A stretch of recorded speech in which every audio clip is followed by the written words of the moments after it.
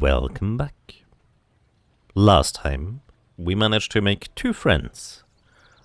A friend here, the Snapchat Warlord, and the Snapchat Hunter. Now, those are relatively weak companions compared to what I usually like to, recruit. But I'm sure they will at least do for now, because our next objective is not that difficult to accomplish. But like everything in Caves of God, it can be still quite perilous. Let's go to the world map. And we are here in the bottom left in Joppa.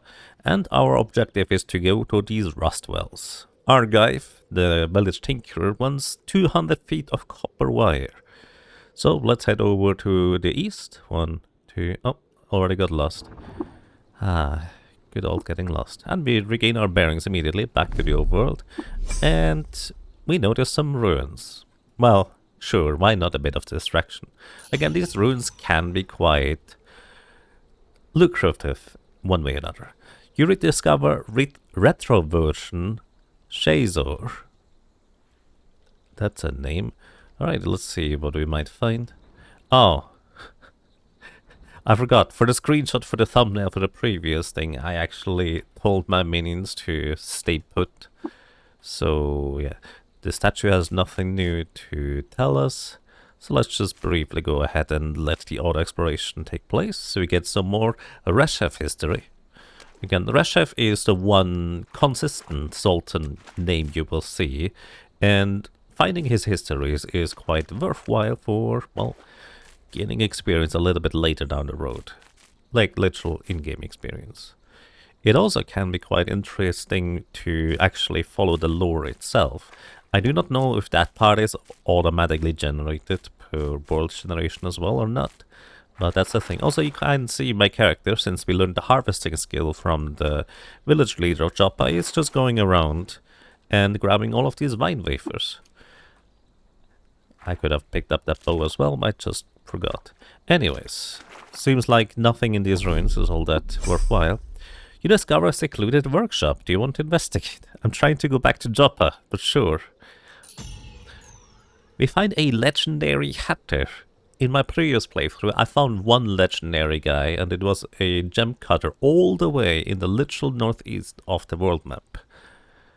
This time, much more close. Oh, and we even get some experience for the road. Unfortunately, I believe because my minions are not with me, they don't actually get that experience, which, well, whoops. Anyways, we'll note the location of Semetep, legendary hatter. Well, I'd like to point out that, oh, no, my music was not on. Why was it unsaved? I did put it on last time. Anyways, in the previous video, I did forget to record the correct source, so I'm pretty sure you couldn't actually hear music or sound effects. Now you should certainly be able to. Although I'm not sure where the music is going because it's not playing. There's a leather cap we can pick up. Let's see if the statue has anything new for us. And we find Sultan histories and Tixer him the first, excuse me. Let's see if we find the legendary hatter somewhere around here. There's a wine wafer. We can see the hats on the ground. Our character is not picking up the hats. I actually don't know if we are allowed to. I think the game is going to warn us if we're not allowed to pick these up. The slender crimson hood. Slender. This item weighs less than normal. 1 pound. Okay, I am allowed to pick these up. That is interesting. There's also a brimmed hat over here that presumably we can pick up. Hope I'm not gonna get attacked by the guy. There's a staff and some shotgun shells on this table. I'm just taking the shotgun shells, because shells or ammunition in general just don't actually cost us anything. Alright, on the left side, you can see a crocodile, kind of like before. These things are intrinsically hostile, the croc. But we have lasers now. If I press 2 to activate lasers, I can shoot, I believe, 1 laser currently. And one of the best things about lasers is that they are really accurate even at really long range. That's 10 damage, and we have 5 more charges to work with. And we have 4 more charges to work with. These charges also effectively mean that we get, well, I should continue explaining before I just do the menus, sorry. These charges basically indicate how many times I can still shoot a laser before, well, we are out. But also because we are currently glowing thanks to our laser charges, that means every time I shoot a laser, my glow around me, as in my vision if it was dark, but it is currently, well, daytime, I guess, would dim. However, I also just remembered that I am glowing, which means, generally speaking, I don't actually need a torch in my hands anymore. So I can just take it off, and instead of it burning down, I just explore like normal. Let's see if we find the legendary hatter here somewhere. Oh, I believe the legendary hatter must be downstairs. He seems to be just littering around a bunch of caps around here. Are we allowed to open this? There's nothing in this chest. Alrighty, let's go downstairs. Because the legendary creatures, all of them, do in fact have a lair. Let's see if we're... Oh, his entrance is stuck with tar.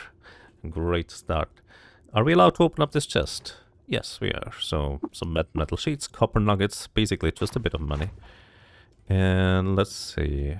There's just hats laying around everywhere. Crimson Hood.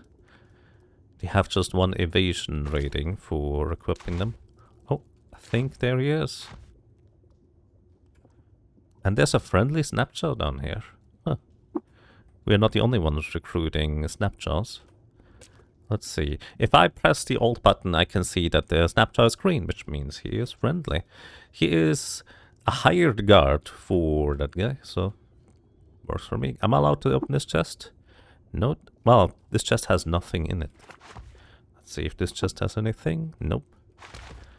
Well, let's continue trying to search for the hatter. And there is also the chute crab and hired guard. These guys here are not terribly dangerous, neither is the Snapjaw, but this guy... Oh no, he is hostile. Why is he hostile? Our adventure might end very soon here. This is a dervish of the sightless way. Fat was shorn from her spindle limbs on the psychic lathe. The irises of her eyes are patterned on shapes that cannot be drawn in the geometries of the natural world. Her weapon is immaterial but inseparable. It was spun from the same thought stuff as her ego. The sightless way, generally speaking, are creatures, enemies, people that hunt espers. Espers being the people that have particularly many mind skills. Let me actually check real quick my attributes. Normally, once you reach 20 glimmer, as in your combined levels of the mind abilities are level 20, that is when they start hunting you. I don't know why there is one here already. That is very unfortunate, and I'm currently stuck in the tower. I'm gonna try and get out of here. I'm gonna go down left. Try again. Try again. This is not good. This does not let me go. Okay, I managed to walk, but they are now also stuck in the tower. Let me see if I can dominate them, because this might be genuinely my best way of surviving this encounter. Trying to dominate creatures. They have a reasonably high chance of resisting. And they did resist. This is really not good. I'm gonna try and walk away. We take some hits. Maybe intimidate could work. Mental attack, so they might run away instead of trying to chase us. They did not work in our favor. They hit us twice for 18 and 15 damage. We are still stuck in the tower. I cannot easily get out, and chance of me getting out with my low strength is really low, so...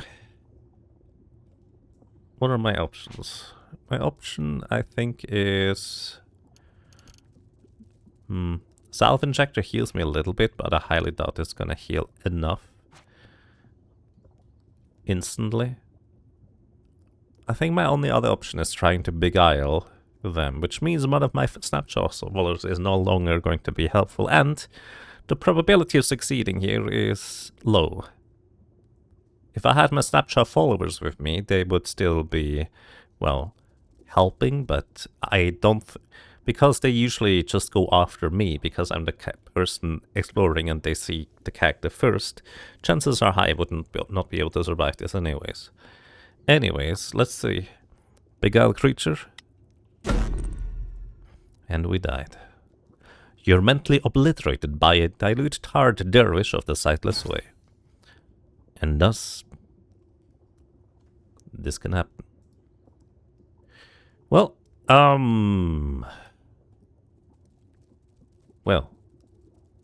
let me get back to where I just was, because I need to start a new game. Classic, Lost. Gonna name this character. I'm actually just gonna name him Moth 2. And I'll be back after clearing the initial well and recruiting some friends. That's very unexpected to die like this, but this is Caves of Cut. You can run into dangerous opponents, and if you accidentally forget your minions somewhere, well, I don't have the capability of fighting much. Alrighty, I'll be right back. Kind of like before, we accept a quest from our friend here, Mehmet, to go and look for that Gursling plague. And we head over to Tam, the Dromat, in order to buy some initial weapons. So, I'm gonna buy a musket and all the lead slugs that we can find here. Sell all the inventory items that we don't need. We also accepted a quest to go to the 6-day stilt eventually. Equip the musket and head out.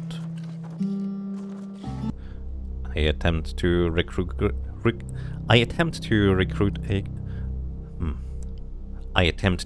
a little crocodile that came across my way. Hey, would you like to join me? And he joins me. How nice of you, Mr. Croc. And right after, you discover a secluded workshop. Do you want to investigate? Yes. I'm still on the way to the Red Rock, so... We find a legendary shoemaker. Yikas. We level up. That's nice. To level 3 even. Level 4? Apparently, finding these legendary creators is quite lucrative in the early game in terms of experience, but as we know, they might have some folks that join them that are not so friendly. Well, level 4 already, one more level and I will be able to buy a new mutation. In the meantime, I could spend an attribute points to gain some more stats, but I'm just gonna wait on spending anything here until we're done. This is our legendary crocodile friend over here. So let's briefly explore this place. I'm not even at Red Rock Mountain yet. Also, more information about Reshef. Once again, Reshef is the one sultan that is consistent across all playthroughs in terms of name. The others are more random. Last time we had a Hatter, a legendary one. This time, it's somebody who just litters shoes all over the place.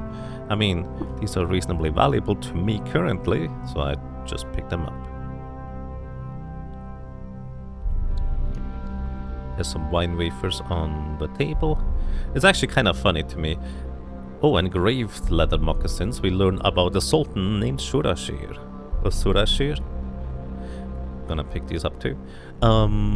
It's quite funny to me. Again, I found one legendary crafter in my previous playthrough, and the next two, I immediately find one super close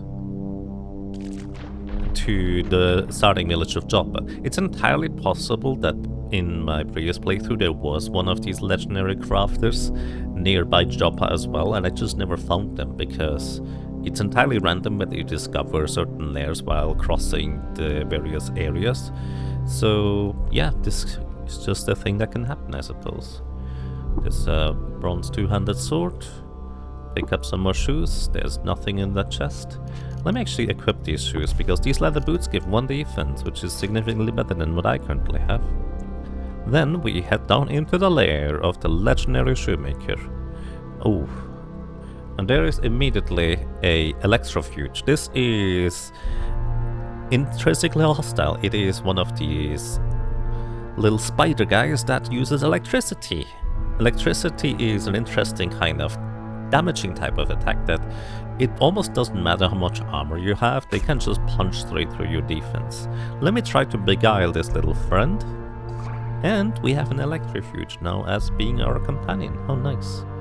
I get more pairs of leather boots, so we might be able to trade with the shoemaker, trading him presumably his own stuff that he just littered all over the ground. Speaking of litter, these little dark outlines, this is trash. We are dealing with somebody really messy who's just having trash all over the ground here. So there's nothing in this chest. There's a weird artifact on the ground. We can try to examine it. And we learn it's an acid grass grenade, Mark 1. Well, there's something we can already give over to Argive as one of the 2 Tinker items. Oh, and there is a nullworm. This thing is intrinsically hostile to us as well. Now, if I could convince this guy to join me, instead of the crocodile, that would be great. But our crocodile buddy is trying to protect us already. I didn't really expect to run into that many enemies here. Let me try to proselytize the nullworm. Okay, and he is now my friend. I take 14 damage from the electrical discharge. So the electrofuge actually attacked this other nullworm over here and killed it. Then it jumped over to this nullworm here and dealt a ton of damage to it, and then it jumped over to me. This is why I wanted to recruit the electrofuge as my friend, because this is pretty dangerous. That's a lot of damage we just took. I'm gonna dominate the creature, that is the crocodile that would now attack me because it's no longer my friend. And I'm gonna do something very simple. I use the crocodile to attack itself. And this is the easiest way for me to defeat enemies when I have virtually no real combat prowess. Okay, I'm just gonna wait here until we heal up.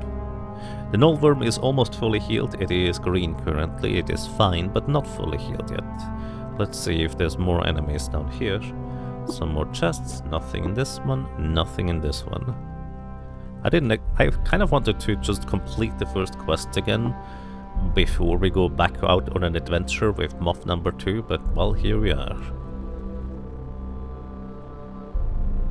I need to make sure to stay away from my electrofuge spider buddy when it's attacking, because otherwise this could be rather dangerous. There's shoes on the ground.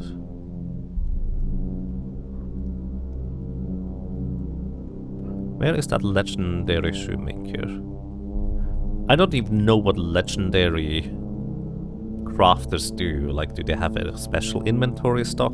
Because the only other legendary crafter I found previously was a gem cutter, and well, gems are just gems. They are still trade goods rather than anything else.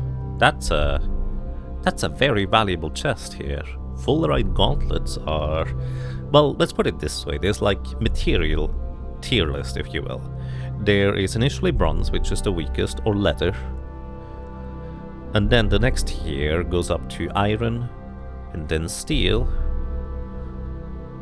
And then you get to carbide, and then you get to fullerite. So this is like 5 tiers higher than normal. This gives 3 defense and -3 dodge value, but 3 defense is so much more than I otherwise would have. I'm gonna immediately equip these.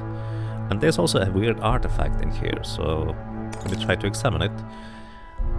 You make some progress understanding the weird artifact. It seems to be a rifle, and you think it's probably a variety of laser rifle. You believe you should be able to recognize an ordinary one of those now. A laser rifle already? I'm trying to continue examining it. And I find a Nanon laser rifle. This has 9 penetration in terms of attack power and 1d12 damage. Wait, that's crazy to find something like this already. I'm gonna equip that. It also has an odd trinket in it that is a electrical cell, so it actually does have charge. I don't know how much charge though, because we would need to analyze the electricity source, so to speak, first. And there's also a gold nugget here. This thing is worth like 200 gold. That's crazy, just finding stuff like this. We also found another weird artifact. I don't even know where I picked that one up. And it is an HE missile. This is ammunition for a rocket launcher. Okay, let me go ahead, replace this cell, and see... Which one was it? I marked the trinket as important from the other guy because I wanted to give it to the 6-day stilt. Also, Argive didn't murder the mechanist this time, just for reference. Alright, it is a metered chem cell with half charge. Okay. So metered basically just means that it gives you an exact value of how much charge there is in these chem cells remaining. 49% in this case. And normally chem cells just tell you whether they are fresh, whether they are full, whether they are used and stuff like that. Very inaccurate. But this one here will actually just let us know how many shots we are going to get out of the laser rifle if I shoot it. There is another statue here. Shrine of Sharashir, the dominant ghost of Tugapad. There's another chest here. There's nothing in this one. Anyways, you can see why it is still worthwhile to check out these lairs. The creatures we encounter here are tough for my current level, but very manageable. As long as we don't run into another dervish, although this time we actually have a little backup and a decent weapon to maybe combat it. Oh, these are neutral. The worm of the earth. These are, if they dig into the ground, they are creating new walls. And Defang Gershling and Hired Guard. Wow, okay. This is actually kind of funny. So Hired Guards tend to come in all forms of varieties. Basically, it can be functionally any creature that is a hired guard for, well, legendary craftsmen, so to speak. And it just happened to be a defanged Gershling. So in this story here, it is actually more likely that the hired guard of the legendary crafter is actually responsible for eating the water vines of Joppa. We didn't get the quest to, well, find the vermin and pest, but I believe if we were to kill this guy and take his corpse, which I'm not going to do because it's a hired guard, it would mean the same as if I were to attack the legendary hatter here, or shoemaker, excuse me. I believe I would still technically get the Durschling corpse. Also, worm of the earth. The reason why these are neutral is because one of the many somewhere, my goodness, is also a hired guard, and they just happen to be one of those creatures that also multiplies.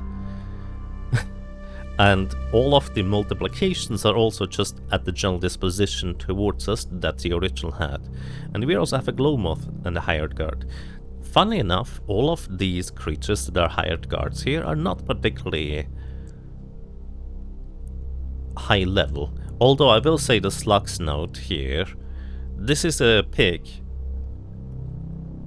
and pigs are intrinsically aggressive towards the player character.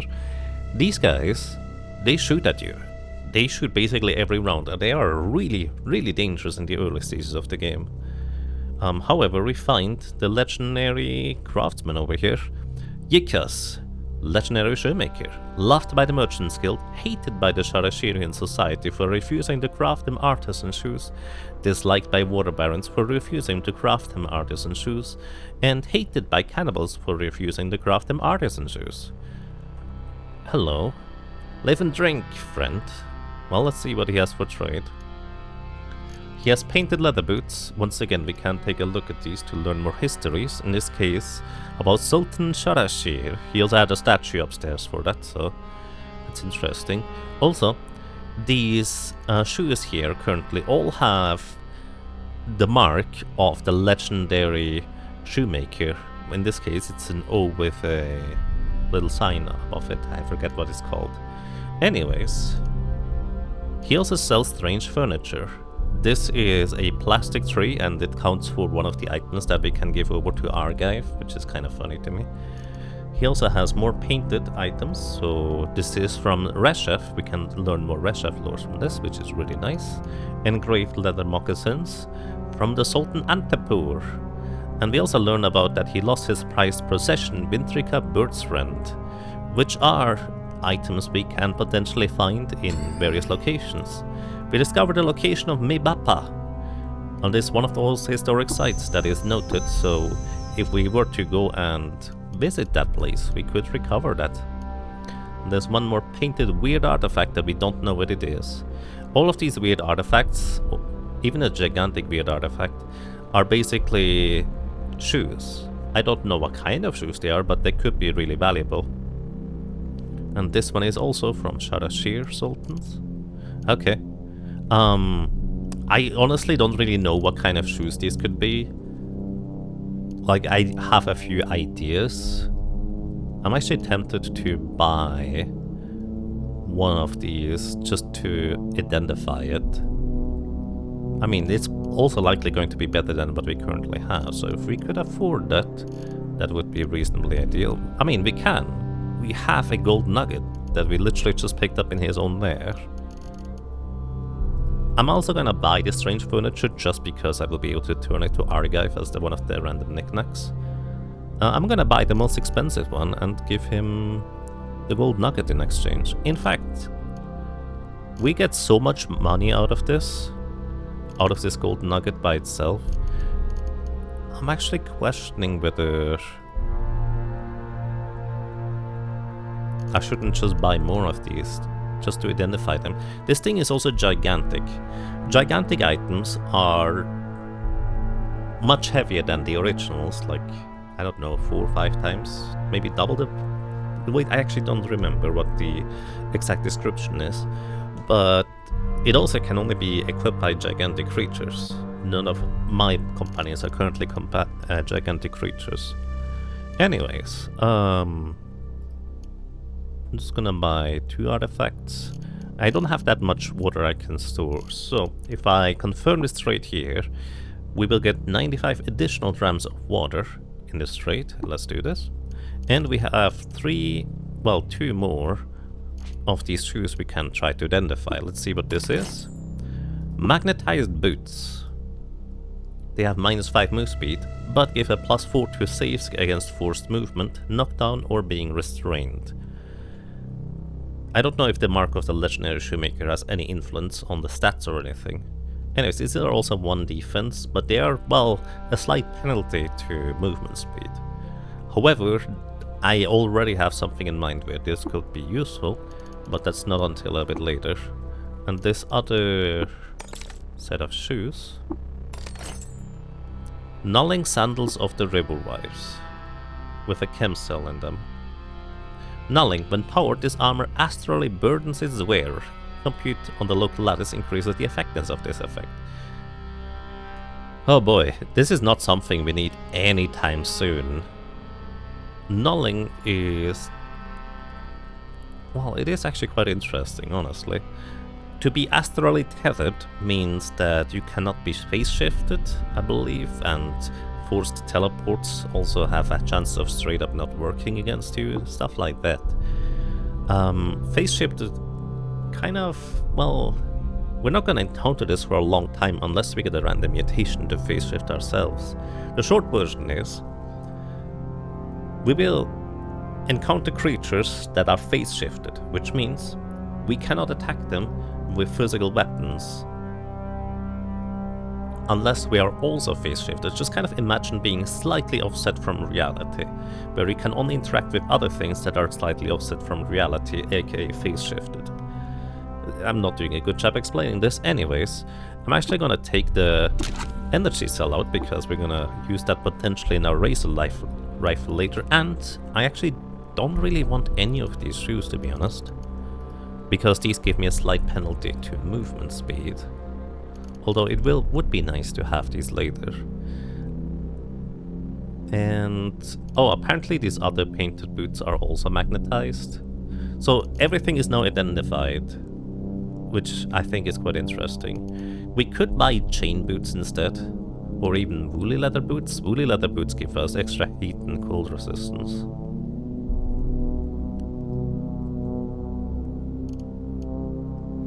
And we also recognize that these are boots. We just don't know what type of boots these are. The gigantic boots are technically something we haven't identified yet, so those are a different type. Anyways, all that to be said, I'm just gonna go ahead and buy chain boots here. Actually, we can just afford the lacquered chain boots. Lacquered means that they cannot rust, which actually can be quite helpful in the near future. I'm gonna trade the River Vice sandals back in. We pay 29 additional drams of water, and we have new shoes. I'm gonna keep the chain boots around for future use. Anyways, I'm gonna continue exploring this lair here, as long as we don't run into too many more dangerous enemies. There could still be valuable items down here that we're allowed to pick up. Kind of like the laser rifle, or there's an odd trinket here. It's a salt mill. Well, that is considered not trinket. The salt mill is not particularly valuable, let's put it this way. So I'm more than happy to bring this thing over to Archive. Alright, let's get out of here. I press the minus button and the game asks me, do you want to automatically walk to the nearest staircase up? And I do. So we go back out and let's actually just immediately go back to Joppa. Because, as you can see, the mechanist creature is still alive. He didn't get murdered by Archive this time. I also did not yet pick up the quest. I'm gonna just accept his quest. I'm gonna turn in the knick-knack that we found, and we give him the strange furniture, because these are not worth much. And we swell with inspiration to name our lacquered chain boots. Sure. Name it based on their qualities.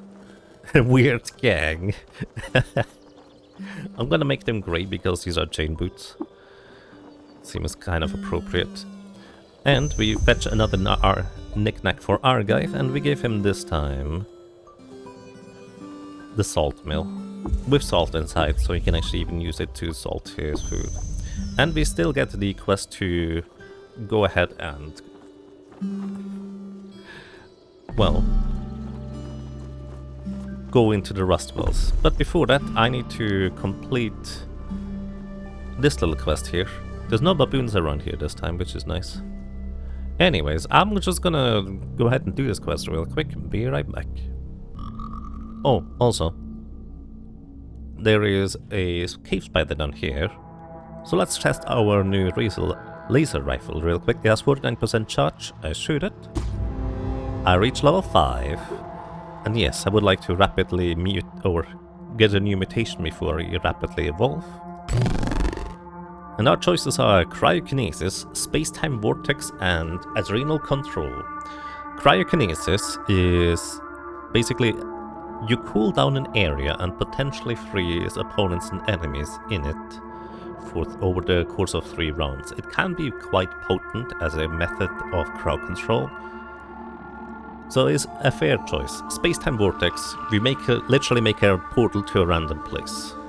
It is also very dangerous to do that, and not the most reliable way of hitting anything, because you can't even exactly target it. So this is more of a fun ability than necessarily useful one in my mind. And Adrenal Control, we regulate and release adrenalines, meaning I can basically increase our quickness, and other physical mutations gain +1 rank while we have that going on for 20 rounds. This would be a physical mutation, I believe, so we would be able to actually rapidly advance it. I've never really used this, but it would give us a burst in quickness. Quickness being very valuable. But also cryokinesis would be a method of us fighting. I'm going to, however, choose Adrenal Control here, because I've never tried to really use it, so regain it. And we're going to immediately rapidly advance it. And also, we dealt 21 damage to this poor little spider. Anyways, we now have Adrenal Control, and because it is already 3 ranks higher than what was advertised. Let's see, we currently gain +12 quickness for 20 rounds. So basically I can just activate it and my quickness stat goes up by 12 for a while. It's basically kind of like a physical way of just becoming way quicker for a short duration. And there are other methods of enhancing that prowess even further beyond, but those are also kind of rare mutations to get, so I shouldn't be counting on getting them. Anyways, I'll just dive into this dungeon, murder a Gurshling, hopefully. You know, actually I just realized, these are ashes because we one-shot the spider with a laser rifle. I think I need to actually use a physical weapon to defeat the Gurshling, otherwise I will not be able to grab its body. Alrighty, be right back. What is going on with this early game? So we are just on the second floor of the Red Rock dungeon, and over here we find a beetle. A sparking beetle. A lens of glass has crusted over the smooth stone where the heat of sacred math burned the air, then cooled in QED. Under the dermis and the meteoric layer, an electric heart grinds on the fields of magnets at the Earth's core and radiates a shower of sparks. Beetles are very, very interesting creatures. When I try to talk to it... Petty mortal, bring me 6 pairs of Kaleidocera muffs, and I shall reward you with a peculiar contraption. So they just give you a random task. It could have been, bring me 5 arrows, which would have been super easy, but he asked me to bring me 6 pairs of Kaleidocera muffs. I have absolutely no idea what those are. No clue. So I will likely not be able to fulfill that request, but maybe in the future, I guess. Anyways, that's quite amusing to find something like this early on. Wow, we already hit level 6 down here. We gain 1 additional attribute, or +1 to each of our attributes here. So we have now 11, 11, 21, 15, 19 and 27, and now it is worthwhile for me to go ahead and put 1 point into Eagle, so it goes from +5 to a +6 bonus here. Also, because we're already level 6, we can also influence on which skills we get. Previously we learned the skill Harvest from one of our, well, friends over at Joppa Village in the previous life. This time I'm going to immediately just go ahead and input some of these skills into a skill here. Specifically, I need to unlock Persuasion. In order to unlock a category, you need to pay an upfront cost. In this case, we have 350 skill points. We pay 100 in order to unlock Persuasion, and this gives us the skill Menacing Stare for 100 skill points. And Menacing Stare, basically we can literally do a mental attack against an enemy, and if we succeed, they are afraid and will run away from us. Potentially I could have attempted to try and use or unlock this against the Dervish earlier in the previous life, but I was kind of hoping to get through the tar a little bit more quickly to be able to make it outside, which, you know, what was not the case. But the reason why I'm doing this now is because we have enough skill points to unlock Inspiring Presence. Your words embolden your companions. This gives our companions extra maximum HP, and especially this early on in the game, getting extra max HP is quite a significant amount. I don't remember how much it was exactly. It was like 4 times our modifier, so I think that would be 24 extra maximum HP, which is a tremendous amount. We still have our Electrofuge and Nullworm friends, just kind of helping us out. Also, by the way, we get to these guys a little bit later, but for some reason there's Katsu in this place already. I wonder if the difficulty of enemies is influenced by my current level, since I leveled up way before even getting here. Anyways, I still need to find the Gurshling. Be right back. Alright, we have arrived at the bottom of the well, and we immediately found the vermin as we reached the bottom here. So this is once again a Gurshling, or a defanged Gurshling even. So I'm just gonna let my friends, the Electrofuge here, and my Nullworm buddy, go ahead and take care of that Gurshling. So I'm just gonna walk away from it, so I don't get caught in the electrocution attack from the Electrofuge. Bzzzt. That's 14 damage right there. And let them just handle it. Because again, if I use the laser, enemies just turn into ashes. I need the body of this thing. So We're also getting pelted or shot at by a bunch of enemies in the nearby vicinity. So, Gurchling is dead. Long live the Gurchling. I'm carrying too much to move. Alrighty. The Dreadroot refuses to speak to you. That's kind of funny. I was trying to chat to my Nullworm here to give him the item, or well, the body that I'm currently holding. But beneath him is the Dreadroot, and for some reason the game prioritizes that one. Anyways, I'm gonna give my Nullworm friend here the Defang Gurchling corpse because it's quite heavy. And I'll get to as to why I am overburdened in just a moment. Let me get back to Joppa for now. Alrighty. Home sweet home, or something like that. Instead of two snapshot buddies, we now have a Electrofuge and a Nullworm. Both of these, well, again, not the strongest of companions, but we will make do. This time, I'm surprisingly strong. I used up most of the charges of my laser rifle. We only have 15% remaining, as you can see over here. And along the way, I picked up some more equipment. Well, specifically, I picked up a chainmail armor. The big downside of this chainmail armor is that it weighs 35 pounds by itself, so it is quite heavy to say the least.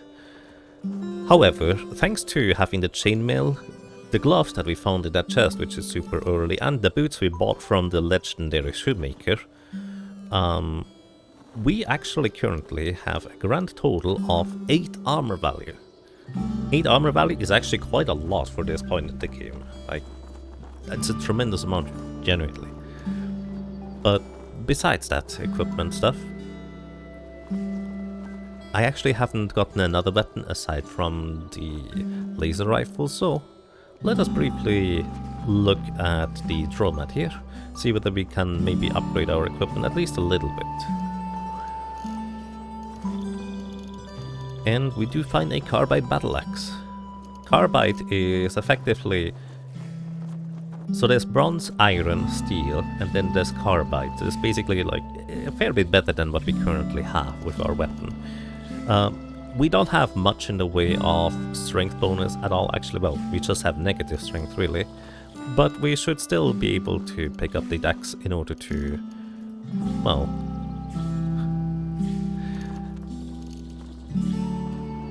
do a little bit better in melee combat, is the short version. We already turned in the items to Archive. I don't tend to use grenades myself, especially with low agility. I imagine my accuracy is quite terrible at hitting enemies at longer distances with grenades. So I don't tend to use them, although I guess they could be good. Anyways, we trade in a bunch of our items that we don't necessarily need for a new weapon. We take off our staff, equip the carbide battle axe, and we are basically back to where we were at the beginning of this video. Because we can just trade in our Gurchling corpse to the Elder. Just gonna breeze through the dialogue real quick. Oh, right, I forgot to do the water ritual with Warden Irame. This time, she is admired by the villagers of Joppa, like usual, but also hated by unshelled reptiles for sowing the fields with salt, and admired by fish for explaining the meaning of Canticle's Chromaic. Alright. So, reptiles are gonna dislike us even more than they already do. Basically, they are intrinsically hostile towards you anyway, so it may or may not matter. But fish also would normally be, well, hostile, but not as hostile anymore as they were before. So, we do... Actually, what are you? Hated by arachnids, admired by the wardens, and hated by the villagers of Subpeppa. We're still gonna do the water ritual with the Elder Iridad here, so we can learn Harvestry and harvest plants along the way, because this is going to be actually a pretty solid early game moneymaker. So I like to be able to learn that, even if it means we are going to be not so friendly. Oh, I was wondering where my thing was. There's my thing. Defang Gurchling corpse. Let me grab this from my Nullworm body real quick. And I'm back from Red Rock with the corpse of a pale spiderling. So we're just gonna go through the dialogue, kind of like before. Learn about the gyre. Sorry to cause pain, elder. Live and drink. He gives us once again an Uber Nostrum injector, a weird artifact, and 2 salve injectors for our survivability in the future, which is fantastic. The weird artifact is some sort of a bottle. It's a fix-it spray foam. This allows us to fix something that is broken in some capacity. Anyways, we have no use for the Gurchling corpse, so let's see if our village apothecary is anything worthwhile. And yuckweed stem actually could be useful in the future. So I don't need that corpse, but also I don't need anything else currently. Okay, let us head back over to the Rust Well. Maybe with 100% less dying in between, that would be a good idea. Welcome to the Rust Well, where we'll need to pick up 100 pieces of copper wire for Argive, the village tinkerer. Unfortunately we don't have the laser ability this time, so I still need to use torches in order to be able to see anything. So we're just gonna see here, or well, we may see here. There's a gigantic hole in the middle of this area. This is the Rust Well, and you can also see a little bit of the lower layers. Honestly, to me it was kind of difficult to recognize as to what exactly was happening visually in the game until I got adjusted to it. But the short version is, there's a gigantic hole in the center, and depending on, well, if it's daytime we can actually see a little bit more inside. There can be a chest at the bottom middle of this area that we may want to pick up because it can have some useful early game stuff. But also, there's these guys. This is why I was so surprised to find them earlier in Red Rock as well. Katsu. This is a plant vine creature that will attack you kind of like the Jilted Lover if you get close enough. And unlike the Jilted Lover, this guy has an extra effect. Specifically, it loves to just rust your equipment. Matted fronds sway in the air currents and speckle the ground with flakes of moisture-sucked rust. So the short version is basically, if you get hit by this guy, it can rust your equipment. It doesn't even need to deal damage to you, it can just straight up rust things. And rusted equipments you can relatively easily fix by paying the village tinkerer or somebody to repair it. But if something that is rusted rusts a second time, it is gone, no matter how rare or difficult that item is to acquire. So I'm gonna try and do my best to stay away from these things. And we could, by the way, climb down the ledge of this Rust Well if we wanted to. However, I'd rather find the staircase, because we also have to take the staircase back up if we want to get back out of here too. So, at the bottom center of the Rust Well, there's always 100 foot of copper wire, and we also find baboons. Baboons throw rocks at us. They are quite mean like this, but we also have a carbide battle axe, so if we do hit them, we have a pretty easy way of defeating them in combat. And here's a shrewd baboon, basically a bit of a stronger one, so it is worth using my laser rifle. But as you can see, my accuracy is absolutely horrendous, and this guy is running away anyways. So let me just pick up this 1 foot of copper wire. From what I can tell, there's like 4 different pickups of copper wire. There's 1 foot, there's 20 foot, and there's 50 foot, generally speaking. I don't know if there's anything in between or how much might be random. Also, these monkeys or baboons give 125 experience, which is actually quite a lot for this point in the game. So let's use adrenal control to improve my quickness, and then I try to shoot him. I hit this time. Excellent. 1 shot because the laser weapon is way too strong for the early stages of the game, but you take any advantage you can get in the early game. Considering that the game can also just take everything away from you that you've already got by just throwing an enemy your way that is way too strong. There's a staircase down, let's see. So once more, a snapjaw scavenger and some more katsu. I will just stay away from the katsu as I can. Also, something I haven't explained yet. On the right side, there you can see nearby objects. It took me a while to get used to this, but it's so much easier to just check nearby objects rather than just using the look command and then hovering over the corpse of the creature to see what's there. This guy dropped a weird artifact. It's probably some form of electrified dagger or something, so let's see. A freezing desert Chris. And it comes actually built in with a battery, so we take that item. And we are immediately being affronted by a Snapjaw warrior. And he is running away, terrified from presumably a dreadroot somewhere nearby. And our electrofuge friend just absolutely destroyed this poor guy. My goodness. He has a bronze battle axe and an arrow. Or had anyways. And there's more Snapjaws just harassing us, so let me deal with this warrior, and then we take a look at the random trinket. This guy also had a painted shortbow from Sultan Mexis. Let's see, auto trinket. I broke it. No!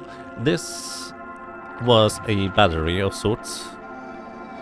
I can repair the broken trinket when we go to the village tinker. So we do still basically have juice in it soon. But I really wanted to have that thing right here, so I would have backup ammunition for my laser rifle. Also, bats and dogs really don't like each other, so they just are what you're hearing right now, fighting. Try to avoid the katsu and try to continue finding the staircase down.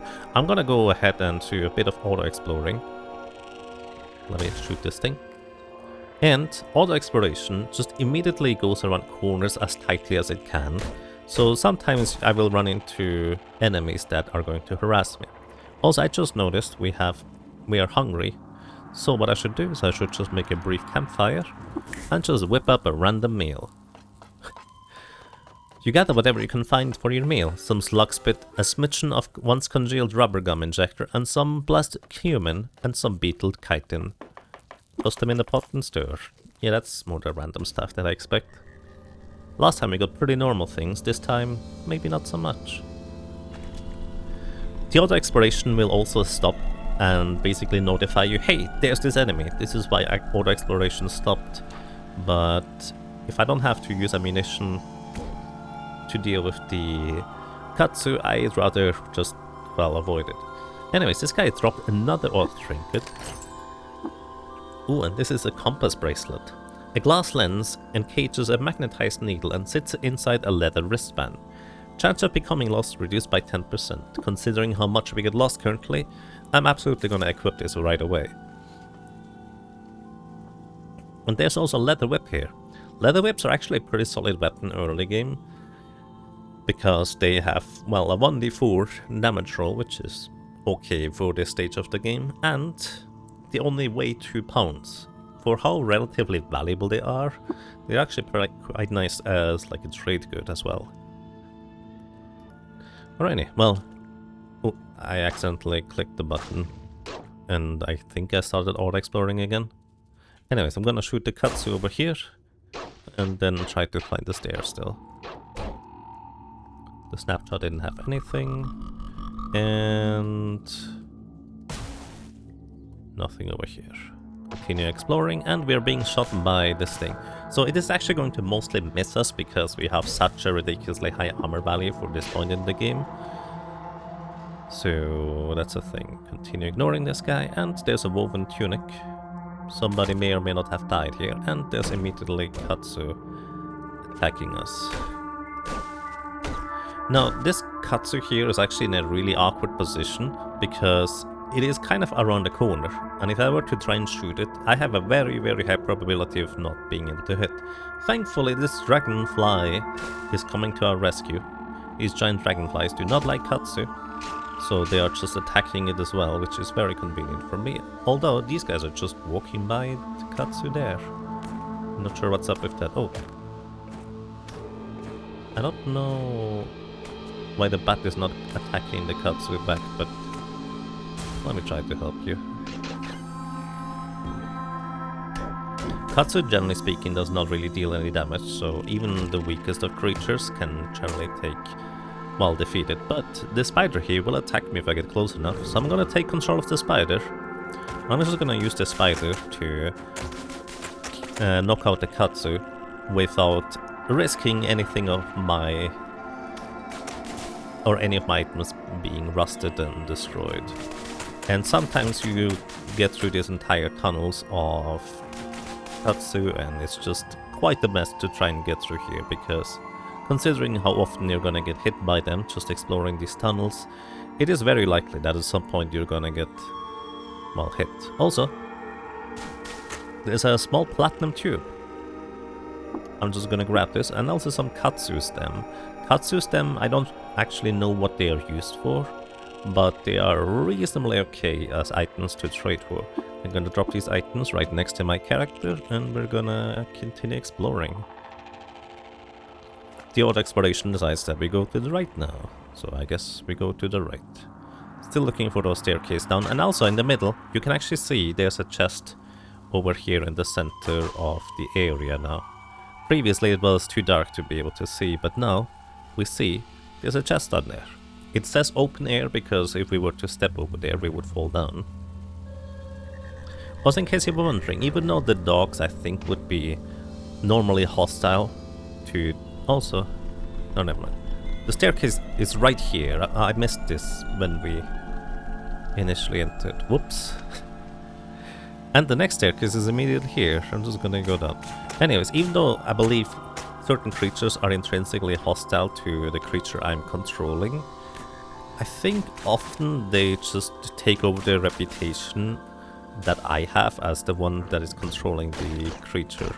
Although I think when we change screens, now that's no longer the case, because these leeches normally would attack me, the player, because, well, they are looking for some food. Also, this poor spider is not gonna make it for too much longer, but it has served as well, clearing out the Katsu along the way. But yeah, the leeches, they are looking for blood. Insects generally don't have blood, so oops, goodbye. Domination broken. Also, domination can be an extremely valuable tool to dive into areas and dungeons which you don't know what to expect, because if you play the game blind like I did in my first playthrough. Also level 7 because we just shot a jelly that attacked us. Have we seen a jelly before? I forgot to mention that. We're level 7, that's really nice. Anyways, jellies. These gels basically kind of tend to exist near slime, and there's a gigantic amount of slime right here, let's put it this way. And slime is pretty annoying because whenever you walk in it, you have a chance to just slip and uncontrollably go into a direction, unless you have the slime glance ability yourself, which allows you to ignore those kind of slipping mechanics. But right now we're just stepping through slime here, and occasionally we will find an ooze. Oozes are effectively mindless creatures that we actually cannot mind control or beguile, because they literally don't have a mental consciousness to, well, that we could influence in any capacity. So sometimes these are the kind of creatures we could run into. And as you can see, those little arrows that slip away, that is when our character slips and we slip again. And trying to go where we need to is kind of awkward at times. Anyways, my spider friend and the null worm are just taking care of the vermin, while I'm going over here to the middle, and I keep slipping on the slime. So now we are swimming. When I'm swimming, my movement speed is halved, so I effectively take 2 turns per 1 turn of movement. But importantly, there's this chest here. So we're gonna open this chest, and we find 2 wet copper nuggets inside, predictably considering the chest inside the water itself. Copper nuggets are worth 10 drams of water each, and that is actually completely independent of your ability to barter, as in your ego stat. So this is actually quite nice for characters that have a relatively low ego starting stat and don't have the ability to, well, trade as well. So that's quite a nice find. I'm also immediately going to just grab the chest, because having a chest to put random things into that I might want to keep for later can be quite nice. And under the chest there are wire strands, 50 foot each. I'm gonna grab this and another 50. There's always a guaranteed 100 foot of wire below these chests. So, since there are 3 rust wells, you can just get lucky and find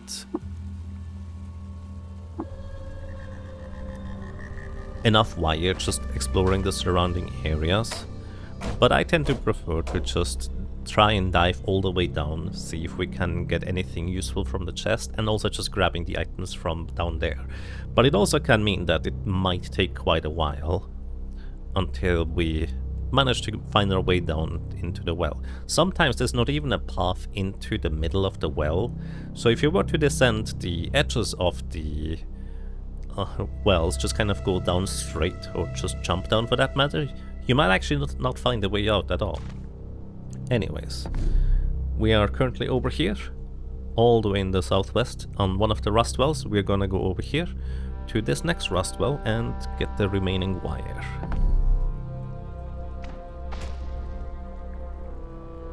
Or try to anyways. We immediately spot the staircase down, and I'm just gonna go down. Also, there's an ooze. I actually was a little bit too quick there. But basically upstairs there's an ooze now. It is actually reasonably likely it is going to follow us. There it is. A slimy giant amoeba. Slime within the quivering blobs striates into different densities. You can barely perceive the outline of something inside. So yeah, this guy has slimy pseudopods, slimy pseudopods, slimy pseudopod, and slimy pseudopod. Basically 4 arms / legs that it can just attack with or try to hit with. I'm going to just laser it. And it survived an attack. That's actually quite impressive. These guys are not the easiest of enemies compared to Snapjaws, for example, but thanks to our Nullworm friend and the Carbide Axe we got earlier, we should be quite fine just taking out the remaining HP like this.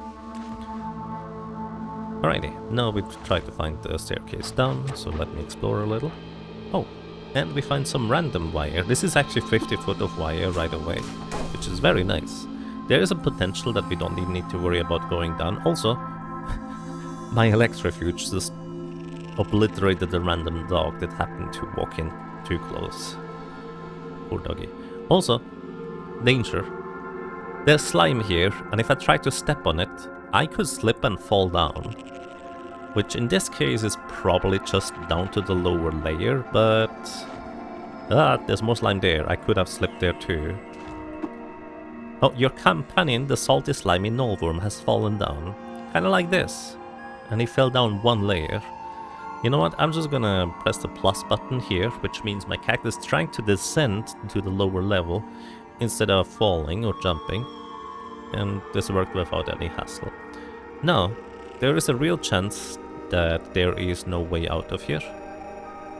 Also, we cannot get past without going through slime, so more chances to fall down. Well, apparently my electrofuge friend managed to somehow get around there. More jilted lovers, wait until healed, and there's another Snapjaw. He's dead now. And there's another 50 foot of wire. Nice. We have all the wire we need. Now we just need to find the staircase back out. Also, my dear friend Doggy, could you please help me get past these katsu? Thank you. The Snapjaws also attack. The dog has 8 HP total. And the bats don't like the dog, so I was actually wrong. I thought the dog would actually take over the reputation I have, and winged mammals that are not intrinsically hostile don't tend to attack me, at least these bats don't. But that bat just destroyed the dog I was controlling, poor guy. Also, I'm overburdened, so I'm gonna trade with my Nullworm friend, and he's just gonna hold a few items for me that we found along the way that we can use for trading later. So giving him the chest.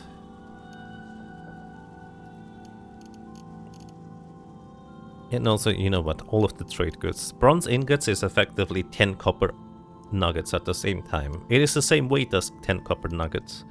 So there's not much of a reason to have an ingot over nuggets, or vice versa. But it's kind of interesting to note. Anyways, now I can move again. I like to use my companions just as pack mules. I try to have them not get killed, generally speaking, but this is the early stages of Caves of Cud. It is very dangerous and easy to die. Like, even if I, like, dismiss them, I'm no longer going to use their services, so to speak. I try to have them just kind of stay somewhere rather than just getting them killed. But that's often easier said than done in this game. Again, I'm not planning on recruiting any other friends. Also, there's a weird artifact here. I'm gonna grab this. It's also 12 pounds heavy. Sometimes you can actually incur or have insight as to what the artifact is if you knew as to how heavy which types of artifacts are. In this case, I have no idea. A pump shotgun. Well, we did see some shotgun shells in the previous run, but we don't have any currently. Oh. There's a ouch! I think the electrofuge here actually... Yeah. Wait, oh! This is the hostile electrofuge. And we just got zapped by it. And I'm all the way down to 32 HP. Now the thing is, my electrofuge, I don't remember... I didn't see whether it already attacked or not. It could actually zap and hit me as well with the zap, and this thing is gonna continue attacking me. So I'm actually gonna eat some witchwood bark to heal up. You wanna heal early? Well, earlier rather than later. And we didn't get confused this time. So we're just gonna try and laser it. Actually, here's the thing. If I try to laser this electrofuge right now as it stands and I miss, there's a reasonably high probability I will hit my own electrofuge body. That would be unfortunate. But simultaneously, it is my best way of fighting. Okay, we hit it. Good. It is my best way of fighting enemies, for that matter. And there is a spark tick. This is not an electrofuge, this is a spark tick. I'm gonna try and dominate it. And I succeeded. Electrofuges are not spark ticks. I genuinely actually didn't realize that that was a difference. I believe spark ticks just intrinsically attack, and this skunk here is hostile towards the spark tick. It's kind of rude if you ask me. And the skunk also emits these poison gases or corrosive gases. Corrosive gases are what the name implies. Also, I think my companions are attacking my own spark tick. I don't... please get out of the gas, Mr. Nullworm. You're gonna die in there. Mr. Nullworm. I'm gonna break concentration and hope that they walk out of there. Okay. That's kind of unfortunate. Anyways, those skunks, they emit the corrosive gas, which actually deals a significant amount of damage to walls around. So that's a thing. Also, it just went dark because my torch went out, so I need to get a new one. We're just gonna wait until that skunk is done with its shenanigans. It is killing basically the Katsu, and it's one of its aggressive or combat mechanisms tends to be just emitting that gas. So, well, just gonna continue auto-exploring. Maybe we find the exit somewhere around here. It's not here. Continue avoiding the Katsu along the way.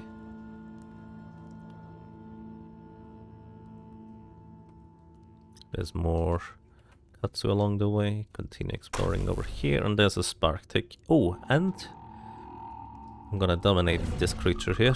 There's a spark tick and a bear. This bear is not hostile towards the spark tick I'm controlling, but it is hostile towards me and is actually about to attack me right there. And if I take damage while I'm controlling a creature, I lose control over that creature. So that's kind of rude, Mr. Bear. So he's already injured. Let me release adrenaline to get a little bit of a quickness burst. Bears have a decent amount of HP for this stage in the game, so it would be reasonably dangerous for me to fight it if it wasn't already weakened. Well, at least to an extent. The Spartic only has 4 HP, if I hit. And there we go. Rest until healed, and continue searching for the staircase. If I find the staircase down first, I'm gonna just go and grab the chest, but if I... Well, I did say I was gonna go and grab the chest, I guess, if I find the staircase down first. There's no guarantee I will be able to get to the center easily, though. So, we're downstairs. This Electrofuge is my friend. This Nullworm is my friend. This Cannibal here is not my friend. Cannibals are just basic humanoid creatures that like to just, well, attack you, really. But my biggest concern is that I'm right next to a Katsu. So I'm gonna try and knock out that Katsu before anything else so it doesn't rust my items. My chainmail rusted right away. This is why I'm trying to avoid it. Basically, rusted items are automatically unequipped, and again, if it's getting rusted again, that chainmail is gone, which means I have 3 less defense until a later notice. Okay. The Cannibal died because our Spark Tick is crazy good at combat. And I'm just getting out of here. Or try to anyways. Ow. There's also tar or asphalt below us. I'm gonna tell my Nullworm to go ahead and attack that guy. And it's got a copper nugget rusted because it ran into a Katsu. I gave our Nullworm some items to hold. And of course, there's more Katsu along the way. Maybe there's no clean way to get out of here. Also, asphalt is really terrible to get stuck in. It's so hard to move. Which, you know what, I'm gonna control this bat here. My health has dropped below 40% because the spider attacked me too. It's kinda rude. And there's another amoeba right behind it. This is a mess of an area. I'm getting out of here. Or trying to anyways. Also here we find a scrap-clad hermit. These guys are humanoid. The patchwork of burnt metal and rust-flaked rivets make a rain of new flesh across the hermit's body. Her hair is knotted into a rat's nest and held high by the barret of broken glass. She screams in tongue of her own invention. Basically, they are not hostile. These hermits are. Unless I attack them. And if I try to laser shoot the amoeba that is currently attacking me, well, I might accidentally hit them. So I'm going to use Intimidate, which, while it can also affect the hermit... Wait, Intimidate actually does not affect the amoeba. This thing cannot get spooked. Anyways, I'm trying to go up the stairs right now. We're sitting right on top of the stairs. But the problem is I'm also in the middle of an asphalt puddle, so... Trying to get out of here. It's really awkward to keep trying to go up. Upstairs, upstairs, upstairs. Go upstairs, please. Okay. Our Nullworm friend actually defeated the amoeba. And there we go. My goodness. We got damaged quite dramatically there. Okay, now we just need to make our way back upstairs. Hopefully we find a way out reasonably quickly. Because remember, we actually dropped down on the side here because our Nullworm friend fell down. So let's hope that we don't slip on the slime. Ah. Nullworm friend, no! Why did you need to fall again? Let's climb down. Let's try to climb down. We might actually fall instead. And I fell. Hi, we're back here. This could be really awkward with the slime here. The funny thing is, if I manage to reach the stairs... Let's go upstairs. If I reach the stairs while they're still following me rather than being told that they should stay put, they will be able to just teleport to my location as soon as I switch screens, aka I go upstairs. So if I could just tell my Nullworm friend to not follow me, that would be much more convenient. to be able to get out of here while he doesn't get stuck here. Upstairs. And we're out of here. My goodness. Alrighty. We have a compass bracelet, which means our chance to get lost is reduced. Still a decent potential to get lost here. But let's hope on the way back over to Joppa we do not get lost. Alrighty. What I always like to do when I return back here after a descent into a goop-stained, slime-stained area is just go to the water here and clean all of my items. I don't think there's much of a reason to clean all of your items.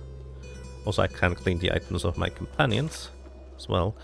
But I just like to do that because otherwise we're gonna drag tar and slime everywhere. Clean you as well, little spider friend.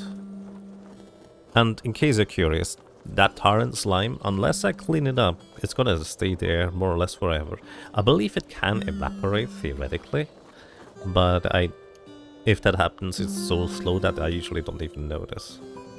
Anyways, here's our draw mat friend. We're gonna see whether we can find anything new to buy. It looks like Cam has restocked their shop, so we could theoretically find something new and useful. Nothing really piques my interest currently as to what I would like to buy, so I'm just gonna say let's buy a basic toolkit.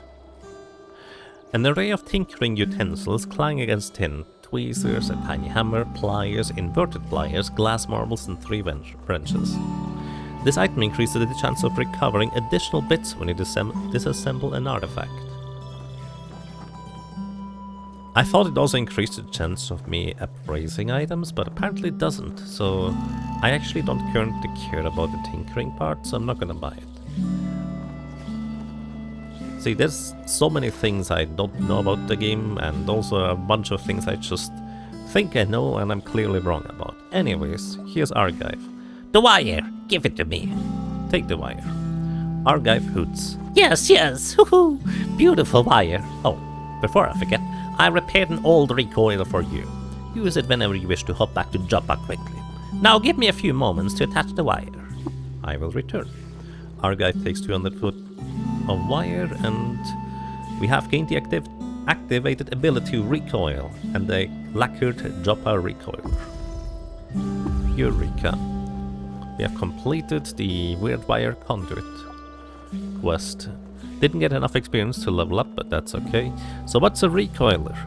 The short version is, it's a battery-powered teleportation device that allows us to teleport back to Joppa.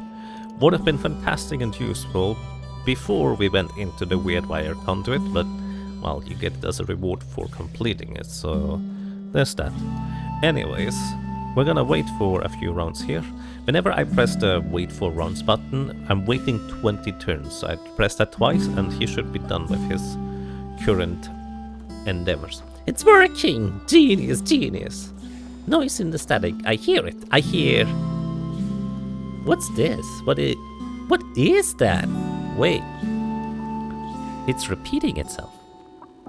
Argive mumbles to himself for several minutes. Apprentice! Come here! Something strange is occurring. The conduit is picking up a signal. Some sort of repeating transmission. I cannot decipher it. However, I lack Cryptogol X, and well, never you mind. I have a great task for you, my apprentice. Do you accept it? Can I know what it is? Yes, you must seek out Barathrum the Old, the eldest and wisest tinker alive. He lives with his followers, the Barathrumites, under the Ark of Gritgate to the northeast, in the jungle-strangled ruins of Cut. He will know what to make of the signal. Who are these Barathrumites? Disciples of Barathrum, mostly Urship. Like their mentor, quilled albino bears who prefer their candle-dim caves to the sun-salted surface of the jungles. 1,000 years ago, Barathrum and his kin crossed the Holmes Delta into the rusting heart of Cad. He has spent centuries peeling the chrome shells off Time's artifacts in his workshop. If he cannot decipher the signal, no one can. I accept the task, Argive. Splendid! Perfect! Let me record the signal to disk, which you'll need to guard with your life, I'm afraid. I'll rig up the droid scrambler for you too. You see, the Barathrumites have programmed a troop of way droids to guard the approach to Gritgate. With the scrambler, you needn't worry about them. Wait there. He mumbles to himself for several minutes. Here you are. Now you go. Off with you. You may live long enough to do my bidding away. Away! Go! Farewell, Argive. And we get the droid scrambler and the stamped data disk. And we have a quest. We have a new quest, a canticle for Barathrum. Alrighty. We no longer need the remaining copper wire. I believe there's not much of a reason for me to keep it, and if I need any more, there's still at least one more rust well we could dive into. Alrighty, we have a recoiler, which allows us to teleport back to Joppa, very convenient, and we have a droid scrambler. This item you don't have to equip or anything, it just needs to be in your inventory for these way droids to not attack you. That's kind of its entire function. Besides that, we also picked up a platinum tube. I completely forgot to analyze this. Our spider friend that we found in the rust well found it, so let's analyze it into Skulk Injector. A glass tube and type needle deliver a tonic directly to the bloodstream. So it's a syringe. For 1,000 to 1,200 rounds, your movement speed is increased by 25% at night and underground, but reduced by 20% in the daylight. Plus 3 agility at night and underground, and minus 3 agility in daylight. You can also see in the dark. And you grow burrowing claws. You suffer double damage from light-based attacks. This item is a tonic. Applying one tonic while under the effects of another may produce undesired results. So the Skulk Injector can be useful to temporarily gain the ability to dig through walls, which honestly I completely forgot about until I just read this here again. The extra agility and ability to see in the dark also could potentially be quite helpful. Basically you become a mole man. So, can be helpful. But we're not quite done here yet. Argive. I'm gonna trade with Argive, and then I press the R button here, which allows me to repair broken trinkets at Argive. He's basically a tinkerer, he has the ability to repair these items, so I'm just gonna tell him, yeah, I'm gonna trade 5 drams of fresh water, as in I pay him, in order to repair this item. I can also press the I button while in the trade window with him in order to identify the odd trinket. You may identify this item for 2 drams of fresh water. Okay. You cannot try to identify a broken trinket, you have to repair it first, by the way. Argive identifies the odd trinket as a gyre iron. Okay. So we found a gyre iron. These gyre irons are basically just something you can disassemble for parts, for tinkering, if you go into tinkering with your character. I plan on going into tinkering a little bit later, but probably not much. It's not until way later, so it's basically just something I will just sell. Oh, right. The gyre iron is... Never mind, I'm not gonna sell this one. This is why I need to mark these items as important, because I forgot that this is the item I got from the mechanist to throw into the sacrificial well at the stilt. See, I would have accidentally sold this one. Whoops. Good thing I didn't. Anyways, repair the chainmail so we can still equip it. I thought we broke the chem cell that we tried to identify, but that is not the case. Why did it say odd trinkets then? I thought we had a chem cell in one of these things. Anyways. Argive, by the way, also has an odd trinket in his inventory. I believe this would be just another Joppa recoiler if we wanted to buy one, but I don't have to guess. I can just press I in his inventory, because he can identify his own items for 12 grams of water. So let's do that. And I was wrong. He identifies the odd trinket as a structural scanning bracelet. A structural scanning bracelet basically allows you to see the exact defense and HP of a wall, or any, well, structure, so to speak. Which I've never found any use for that, but I guess it's a thing that can happen, or be useful potentially. Anyways, I'm gonna give him the wire strand we don't need, and the pump shotgun, because I need a little bit more water if we wanted to make a big trip. So we sell him that. Get a bit more water, and before I go anywhere else, oops, excuse me, I'm gonna go over to my Dromad trader friend, and we picked up a chest as well. Right. Nullworm friend, give me the chest, please. Oh, also I forgot that we probably want to repair the rusted nugget, because anything that is rusted only has like 1/100th of its value compared to what it has before. So it is actually worthwhile for me to let the nugget get repaired before I trade it away. So let me grab the chest and the copper nugget from my Nullworm friend, and I'm gonna just dropping this chest here, because then I can actually go ahead and just store items in this chest for later use, or not use, depends. Anyways, I wanted to keep these magnetized boots for potentially a little bit later down the road. I'm gonna go ahead and equip my chainmail again for that +3 defense. And then I'm heading over to Archive to repair the copper nugget. The copper nugget, by the way, only weighs 1 pound. Which is quite interesting to me that it's only, well, 1 pound of weight. But it's a trade good. It is worth 10 coins guaranteed. There we go, we repaired it. I don't know how you repair a copper nugget. That's beyond me. This is why he is the tinkerer and not me, I guess. Anyways, successfully completed the rust well. We have a way to teleport back home if there's no enemies around. That's kind of a big if, by the way. You cannot teleport if there's enemies around, and you need to have a battery charge for that. Speaking of which, I'm gonna install the new chem cell into our laser rifle, which is a crazy good weapon for this point in the game. And that's that for this episode. Next time, we're gonna take a trip. We currently have the quest to go over to Gritgate. Gritgate is over here. However, before that, I will make the a much longer trip all the way up here to the 6-day stilt and sacrifice the trinket the Mechanimist convert has found. And we have to, well, cross the desert for that, which can be reasonably dangerous, especially still while I don't have the greatest combat capabilities, but that is gonna be something for next time. So, thank you so much for watching, thank you so much for listening and for lurking.